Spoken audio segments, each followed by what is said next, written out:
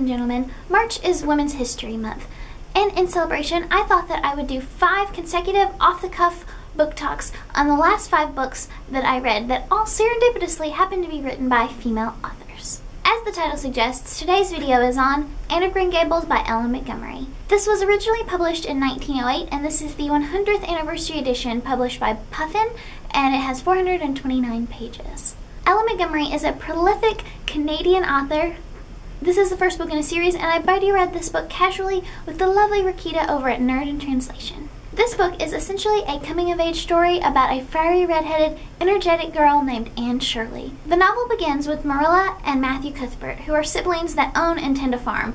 They're getting a little older, so they decide that they are going to adopt a little boy to help around the farm. Matthew is sent to the train station to pick up this little boy, but when he gets there, it's not a little boy at all, but Anne Shirley. See, Matthew is a very shy and quiet man of few words, you could say.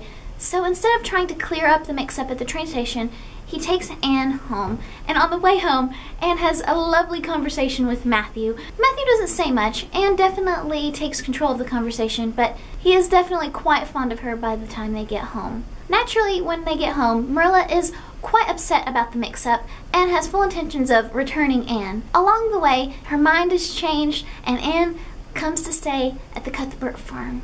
This book takes you on all of Anne's adventures in making friends, going to school, making rivals, and blossoming into a beautiful young woman. Anne is such a lovely protagonist, and I could not have asked for more.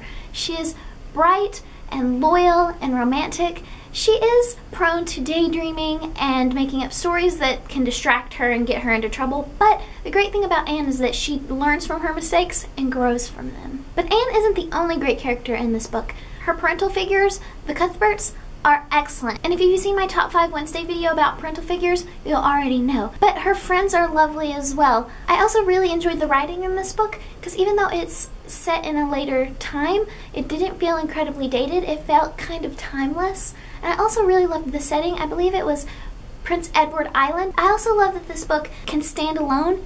I know that it's part of a series, and it does hint at little things that I think end up blossoming into more as the series continues, and hopefully in the future I will be able to delve into the rest of the series and see what life has in store for this lovely lady named Anne. It was a joy to read and a joy to take the journey and see how Anne became a wonderful young woman from childhood to adulthood. So if you couldn't tell, I really enjoyed Anne of Green Gables, and I would highly recommend this to anyone, especially those who love children's classics, coming-of-age stories, and lovely female protagonists. If you've read Anne of Green Gables, let me know your thoughts on it in the comments below.